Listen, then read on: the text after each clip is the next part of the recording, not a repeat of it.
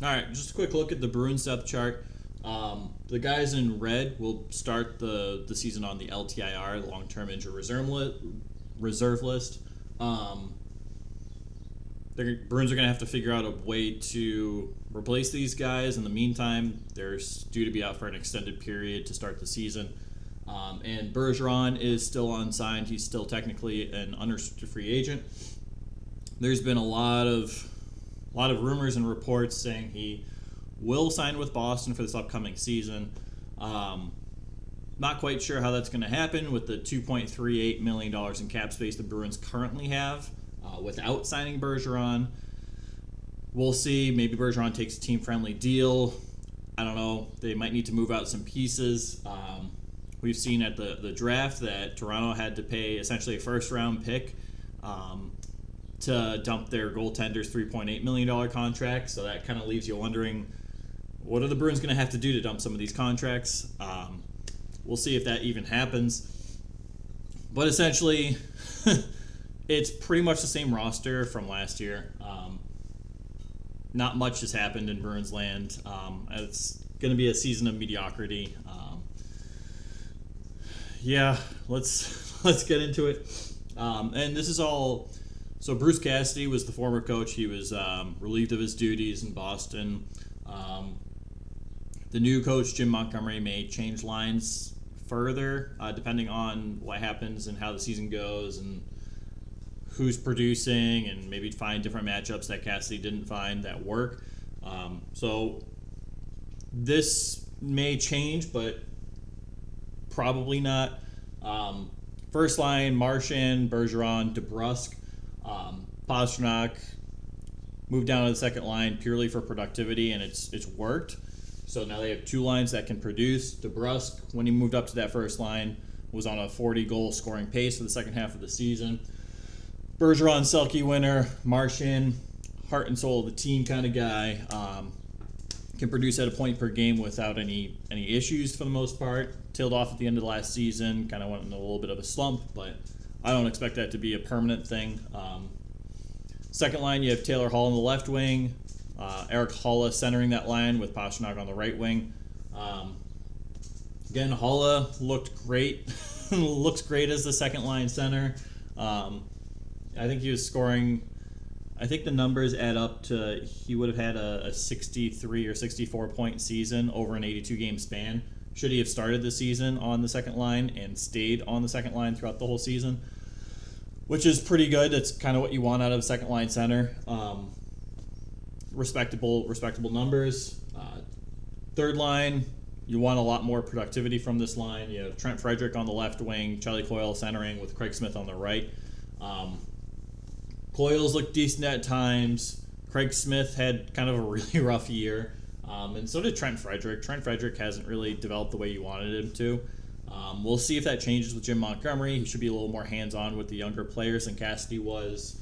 A little more understanding for lack of performance, so to say. We'll see what happens with that. It's hard because not a lot of players produce on a line with Coyle. Coyle tends to be the highest offensive producer on any given line at any given point. So it's tough finding that chemistry with a Charlie Coyle type. This line has showed flashes throughout the past season that there can be chemistry there. They can make it work and they can look good. We'll see, because I'd say like 90% of the season that they were together, they didn't look good. They didn't produce. Not much really happened. We'll see. I think it's safe to say that Coyle has lost the job as the second line center on this team. The way he produced on the second line versus the way Haula produced, it's, in my opinion, it's night and day. It's not even close. Haula by far won that job over Coyle. All right, last line. Got your boy Nick Felino, $3.8 million to play fourth line left wing. Love Nick Felino. Love him. I'm pumped he's on Bruins. I'm pumped he's excited and like invigorated and ready to go skate every day. It's refreshing. Don Sweeney probably paid him too much, but if you're in Felino's shoes, like, you're not going to say no to that contract. This is probably Felino's last year in the NHL. He might go back to Columbus for a 1-year retirement tour, but he already has his retirement home outside of Columbus. I think he's ready to retire after this year. I don't see any contract extension coming with him. Nosek centering that fourth line. Nosek looked really good, both offensively and defensively. He can't finish when it comes to goal scoring. There's no finish there. You'd like to see the finish. He does everything else right. The puck just doesn't go in the net. Good fourth line center. He's on a decent contract. And you have Oscar Steen, who should be a mainstay in the Bruins organization this year. He should see playing time pretty regularly. He's a young guy with a lot of potential. They really should develop. Let's see. I wouldn't be surprised to see Mark McLaughlin come up into this mix at some point. He's waivers exempt, so they can just send him back down, no problem, to the AHL.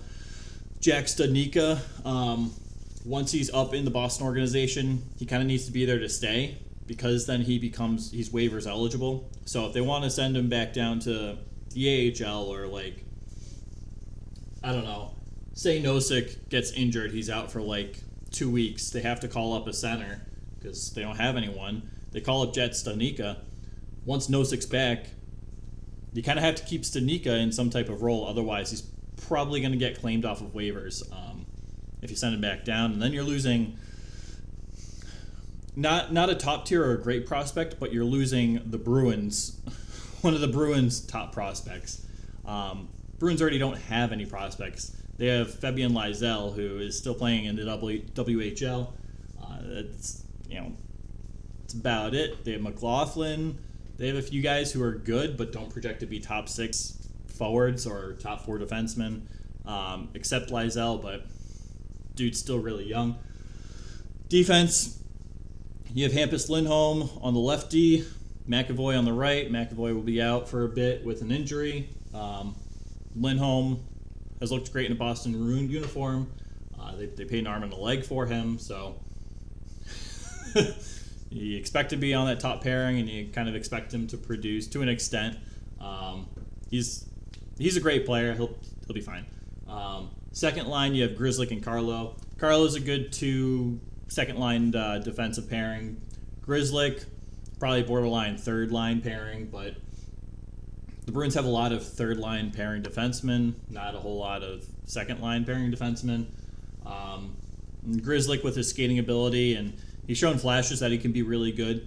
Kind of has that job at the moment. Again, we'll see with the new coach in Montgomery. He's probably going to switch a few things around, maybe find Carlo a new partner.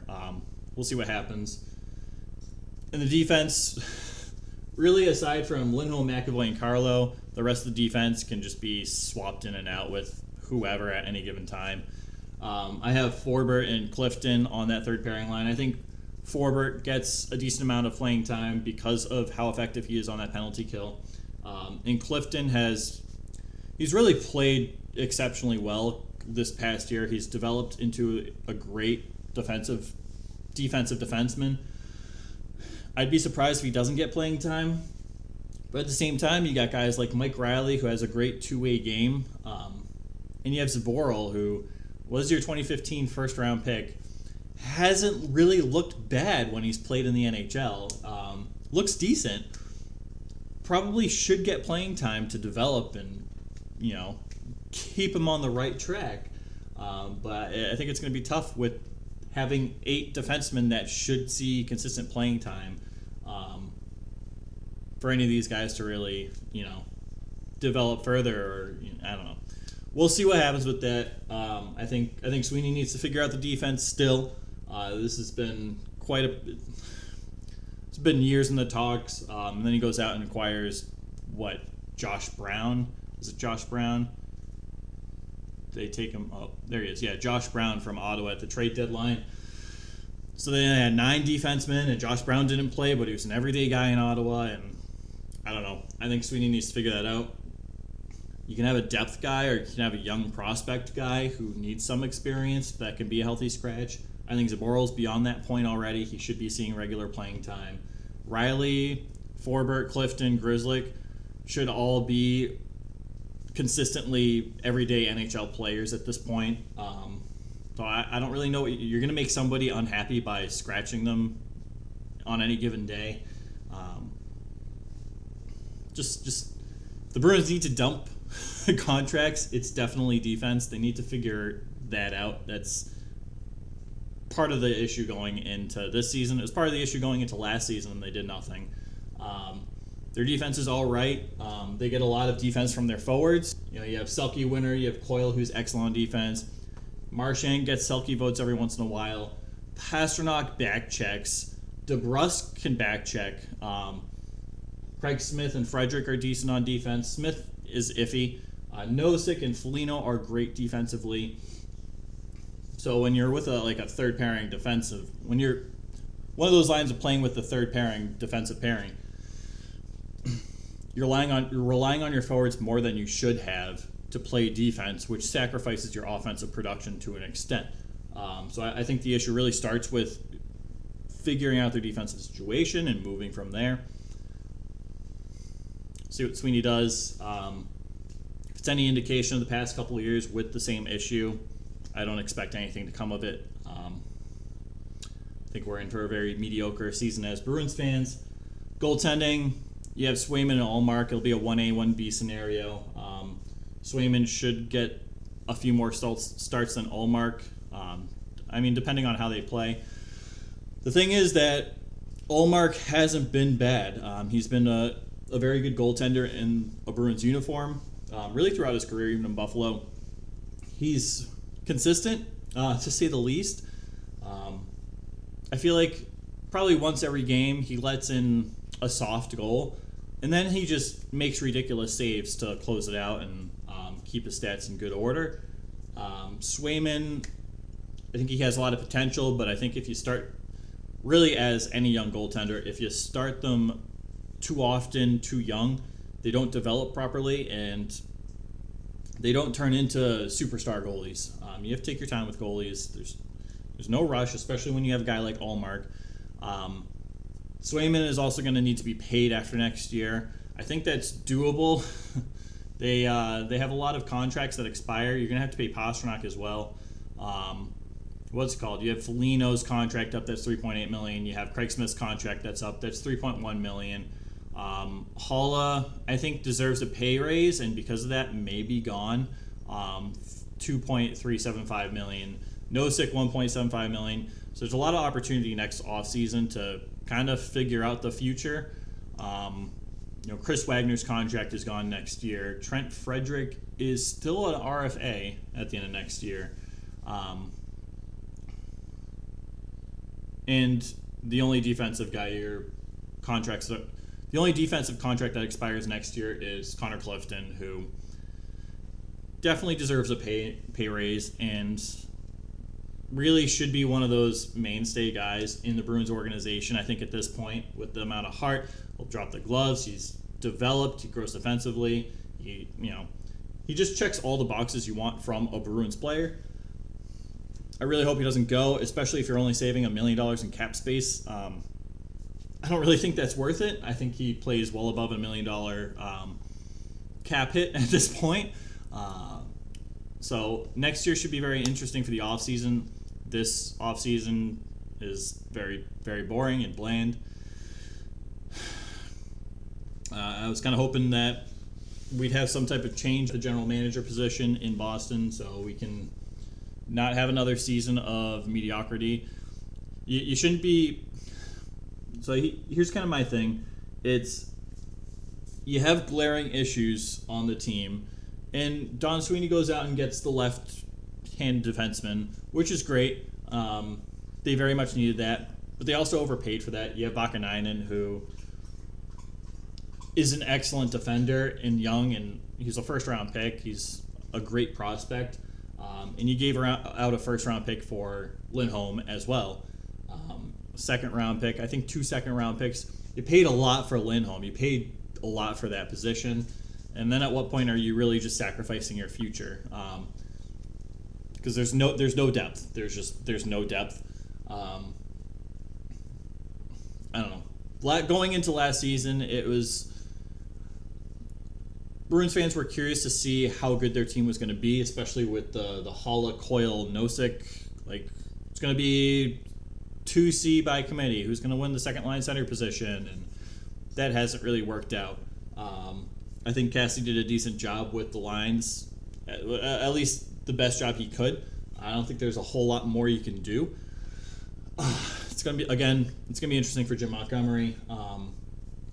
But it shouldn't. You shouldn't be selling out that much for a player like Lindholm, only to continue to expect to lose in the first round of the playoffs. That's insane.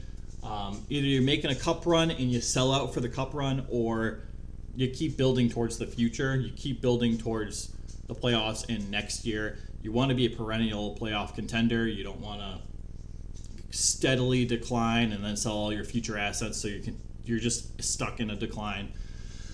I think that's where we're at with the Bruins. It's getting to that point where they don't have many tangible assets they can sell off for the future. I mean, you trade Pastrnak, you're only going to get so much in return, and that's a top tier player. Who else are you going to sell? Taylor Hall. You're not going to get as much as you want for Taylor Hall. You really can't trade Marchand. You can't trade Bergeron. You really shouldn't trade Pastrnak. You probably shouldn't trade Taylor Hall, but you're not going to be able to move the McAvoy contract. You just traded for Lindholm and gave him an 8-year extension with it's a no trade, no move clause until 27-28 season, and then the last season of his contract he can submit a 15 no trade list.